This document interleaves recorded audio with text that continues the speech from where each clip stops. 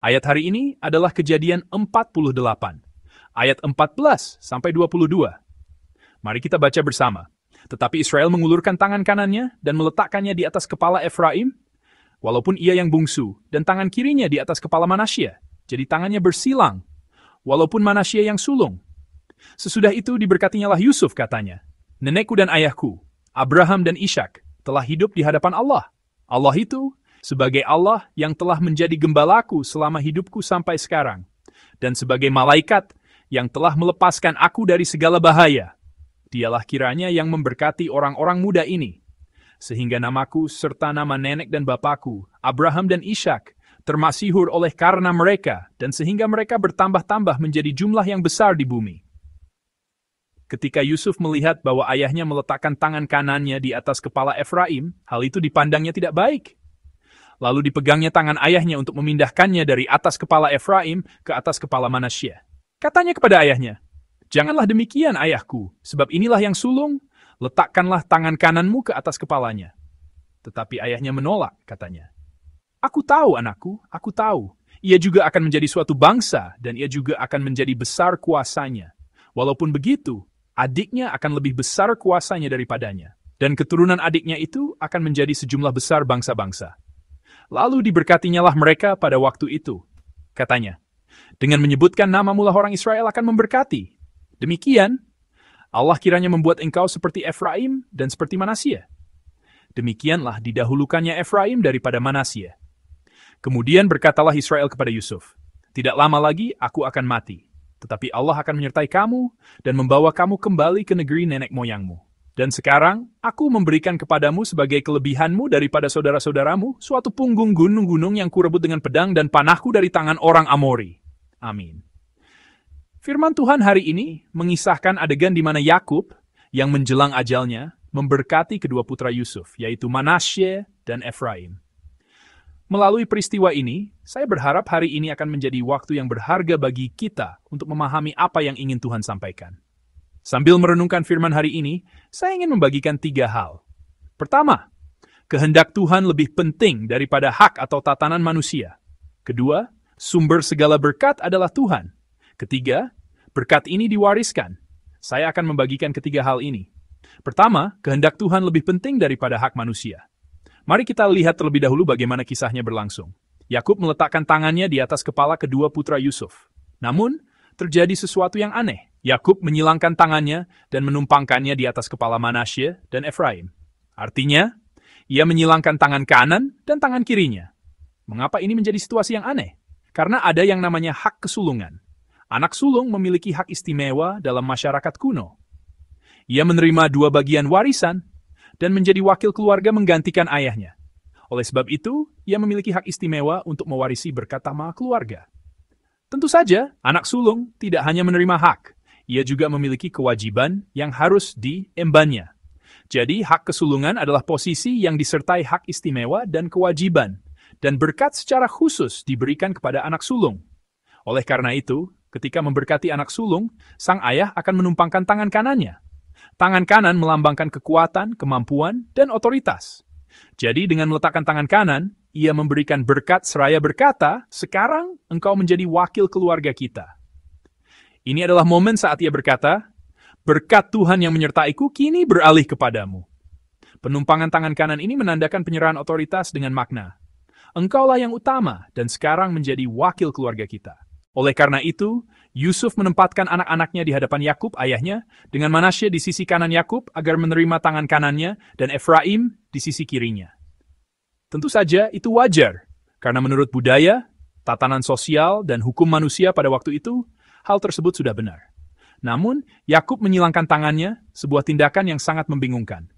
Situasinya menjadi aneh. Karena itu, Yusuf angkat bicara. Mari kita lihat kembali ayat 17 bersama-sama. Ketika Yusuf melihat bahwa ayahnya meletakkan tangan kanannya di atas kepala Efraim, hal itu dipandangnya tidak baik. Lalu dipegangnya tangan ayahnya untuk memindahkannya dari atas kepala Efraim ke atas kepala Manasye. Yakub menyilangkan tangannya dan memberkati Manasye, anak sulung, dengan tangan kirinya, sementara tangan kanannya ia tumpangkan ke atas Efraim. Seperti yang kita ketahui, anak sulung adalah Manasye. Oleh karena itu, Yusuf mencoba mengangkat tangan ayahnya untuk mengubah posisinya. Dapatkah Anda membayangkan situasinya? Saat itu, Yakub berada di ambang kematian. Matanya rabun dan kekuatannya telah melemah.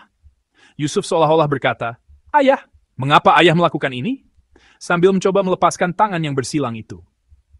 Dari sudut pandang Yusuf, itu adalah upaya untuk memperbaiki apa yang ia anggap sebagai sebuah kesalahan.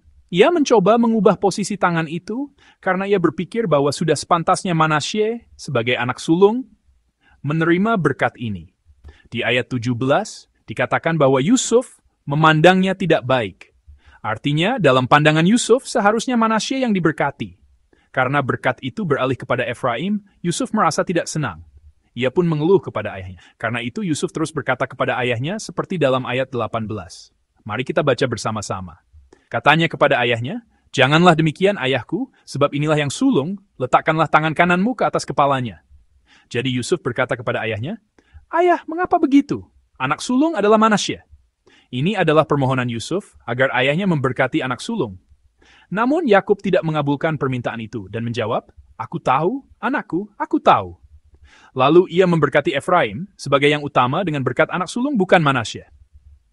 Perasaan apa yang mungkin dirasakan oleh Yusuf, Manasye, dan Efraim saat itu? Pasti ada kebingungan, kekecewaan, dan berbagai macam emosi lainnya. Setiap kali saya merenungkan firman ini, saya teringat sebuah peristiwa dari masa kecil saya. Di Korea, ada budaya yang disebut, yaitu saat anak-anak mengunjungi orang tua mereka pada tahun baru. Mereka bersujud untuk mendoakan agar orang tua panjang umur dan sehat. Kemudian, orang tua dan kakek nenek yang menerima akan memberikan uang saku yang disebut kepada anak-anak dan cucu-cucu mereka. Ketika saya kelas 3 SMA, pada hari tahun baru, saya dan keluarga pergi untuk memberi salam kepada kakek. Salam tahun baru inilah yang disebut. Setelah melakukan, ada sesuatu yang mengikutinya secara alami. Kakek memberikan. Keluarga besar berkumpul dan bergiliran melakukan kepada semua orang tua, kemudian anak-anak juga berbaris.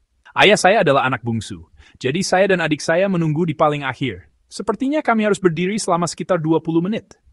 Setelah menunggu, tibalah giliran kami.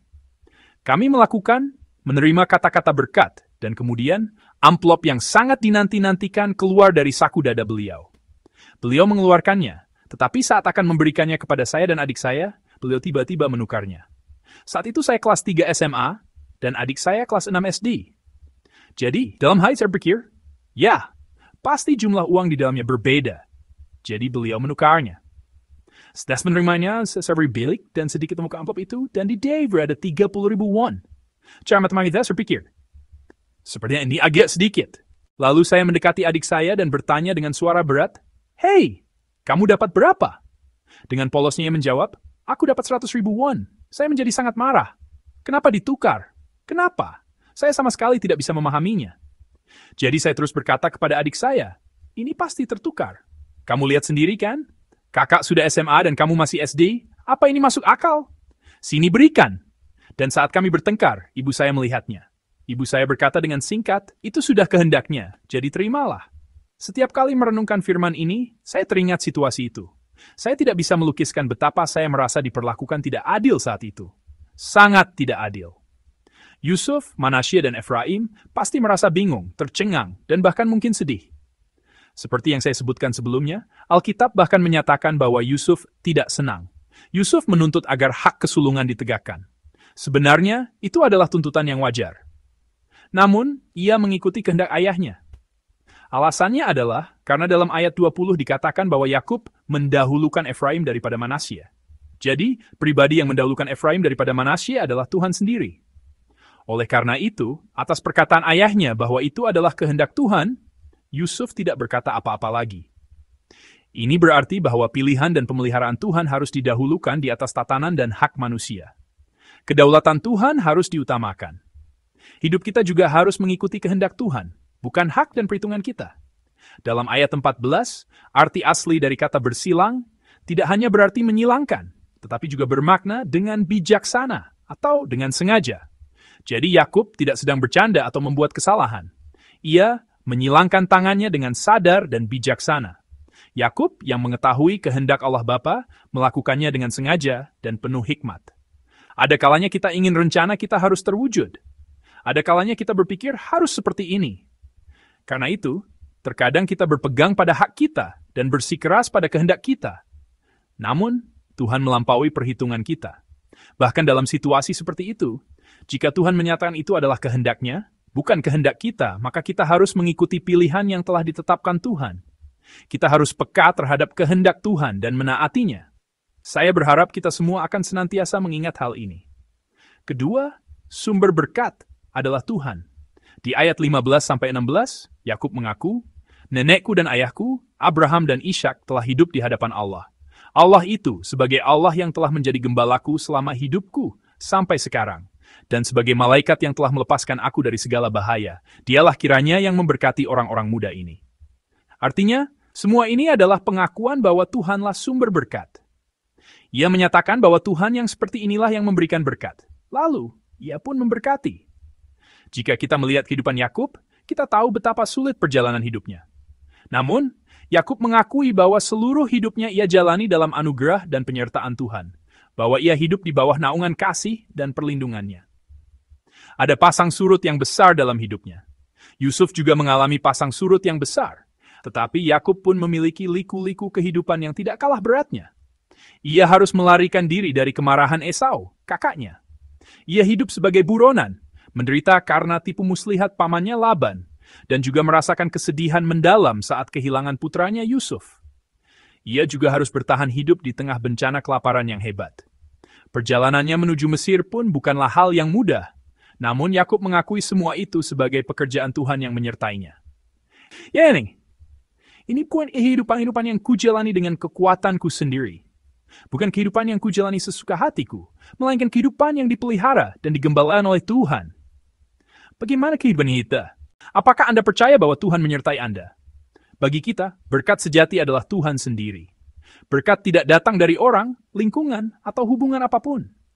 Berkat hanya datang dari Tuhan yang menyertai kita. Meskipun terkadang terasa seolah-olah berkat datang dari hubungan, bisnis, atau kekayaan, pada akhirnya sumber berkat adalah Tuhan. Oleh karena itu, kita harus senantiasa memandang kepada Tuhan, Sang Pemberi berkat. Saya berdoa agar kita semua dapat berjalan selangkah demi selangkah bersama Tuhan, sumber segala berkat. Ketiga, kita harus ingat bahwa berkat ini diwariskan. Berkat itu tidak berhenti pada diri kita, tetapi diwariskan dari generasi ke generasi. Dalam ayat 21, Yakub berkata kepada Yusuf, "Tidak lama lagi aku akan mati, tetapi Allah akan menyertai kamu." Ia memberkati dengan berkata, "Aku akan mengakhiri hidupku, tetapi Tuhan akan menyertaimu." Berkat yang diberikan Tuhan akan mengalir kepadamu. Ia mewariskan pengenalannya akan Tuhan kepada keturunannya dan memberkati mereka. Berkat Tuhan diwariskan melintasi generasi. Berkat ini tidak berakhir dalam satu generasi, tetapi terus berlanjut kepada anak-anak, cucu, dan generasi berikutnya. Warisan terbaik bagi anak-anak adalah iman. Kita harus mengalirkan iman ini dan mengalirkan berkat Tuhan. Saat melakukan konseling, saya sering mendengar orang tua berkata bahwa mereka sedang mempersiapkan sesuatu untuk diwariskan kepada anak-anak mereka. Ya, setidaknya ini harus saya wariskan. Saya dapat merasakan kasih orang tua kepada anak-anak mereka. Namun, ada satu saat saya merasa sangat terharu. Ada seorang ibu yang menyalin seluruh Alkitab dengan tangannya sendiri. Ia memberikannya sebagai hadiah pada hari pernikahan anaknya. Seolah-olah ia berkata, "Nak, engkau juga harus mengenal Tuhan yang kukenal melalui firman ini," sambil memberikan Alkitab itu sebagai hadiah. Ia berkata bahwa ia sedang menulisnya lagi, mempersiapkannya untuk diberikan kepada anaknya yang lain saat menikah nanti. Bagaimana perasaan anak yang menerima Alkitab yang ditulis tangan oleh ibunya pada hari pernikahannya? Saya membayangkan betapa bersyukur dan bahagianya dia. Namun kita tahu ada banyak anak kita yang sedang berada dalam pergumulan. Ada anak-anak yang masih kecil, tetapi ada juga yang sudah dewasa. Banyak anak kita yang belum beriman atau yang untuk sementara waktu menjauh dari Tuhan. Ini sungguh sulit. Ada seorang ibu jemaat yang membawa foto putranya ke gereja saat beribadah. Hati seperti apa itu? Dengan harapan dan doa bahwa suatu hari nanti kami akan beribadah bersama di tempat ini, ia membawa foto itu. Ia berkata bahwa ia berdoa dengan perasaan seolah-olah putraku sedang beribadah di sampingku. Saya bisa merasakan betapa tulus dan dalamnya keinginannya. Keinginan untuk mewariskan imannya yang membara. Hati yang berkata, "Kumohon, kembalilah ke rumah Tuhan." Saya rasa itu adalah hati seorang orang tua.